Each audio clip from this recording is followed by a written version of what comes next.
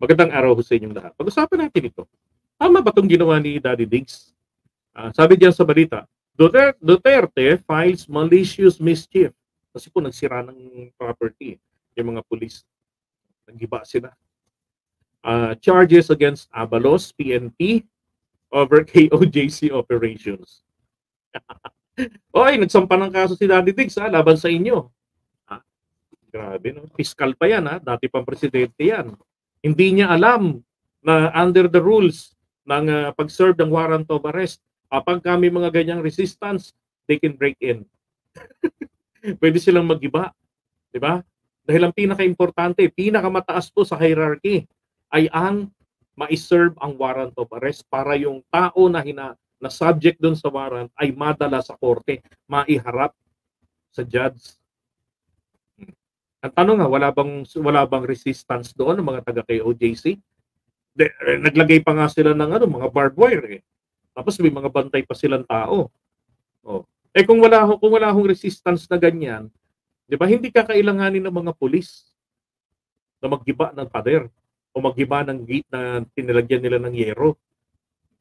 Nung una, ginawa nila yon nung June 10. Ngayon, ginawa na naman nila nitong huli. At yun na nga, tuluyan ng, di ba, sumuko etong si Kibuloy dahil po nasuko. So, kumbaga sukul na. Wala na siyang way out.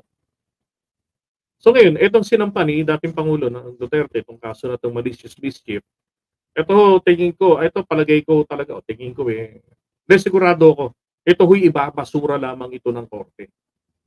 Kasi,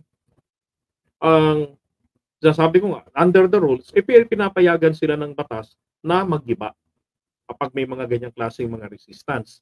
Now, ano ho ang magiging epekto naman dito kay Duterte? Diba? Na ngayon po, sinasabi nila na siya na po ang administrator. Kasi ang pumalit na kay Kibuloy po, dahil na-arresto na, ito pong si Jacobo, yung hindi marunong magtagalog kunwari. Yun pala, fluent pala managalog. Yun na yung pinaka level na ni Kibuloy, si Jacobo na. So siya nang, which is, alam ko yun ang administrator, so ngayon siya na yung administrator si Duterte.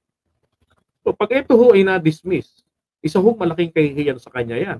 Lalo na nung siya sinasabi nga nila, lahat ng mga kaso na nahawakan niya bilang piskal, walang nanalo Puro olats. Di ba? At saka bilang dating presidente, hindi po niya dapat po diyan nauunawaan niya yung ginawa ng mga kapulisan natin. Ano yan?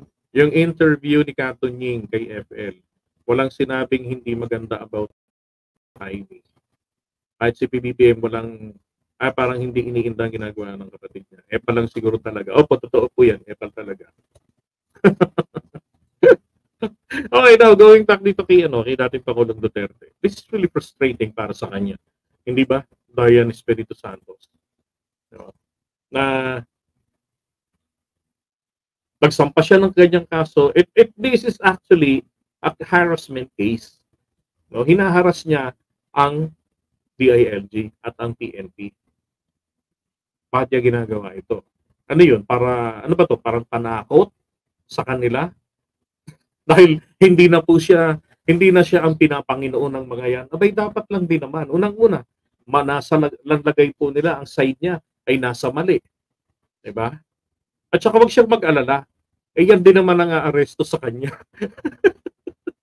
Kapag nagkatotoo po na ngayong September dumating ang warrant of arrest laban sa kanya galing ng ICC. Nakita ho ninyo yung sa Indonesia, yung pulis nila, 'di ba? Yung general nila, Indonesian general 'yon. Nakalimutan ko yung pangalan noon parang Miro yata, ganun. Nagsusuot lang ng jacket ng Interpol. Because ang mga local police po natin, ganun din 'yan. Sila po ay maaatasan na mag-serve bilang bahagi po ng ating responsibility dahil member po tayo ng international police o ng Interpol. So magpapalit lang sila ng uniform. Di ba? So it's the same faces who's going to arrest him. Pagdating po ng warrant of arrest niya, galing po dyan sa ICC. So, nako, yari ka Duterte. Grabe. Wala ho talaga sa maling-mali ho ang ginawang ito ni Digong na magsampa ng kaso. Yan. And I don't think so na mas magiging mapapabuti pa sa kamay niya ang KOJC. Tingin ko lang. Lalo lang sila magkakapahiya-pahiya dyan. Sabi ng JDB, meron ako napansin na cup niya Agila. Yung miyembro niya, ang sabi nila, karamihan daw AFP at police. Ano yun? Hindi ko magets. Ano yun? Nakita ko yung kay Kibuloy na merong Agila.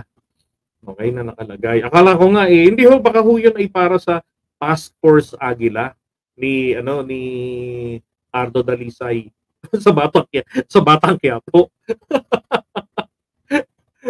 Baka ho doon yun.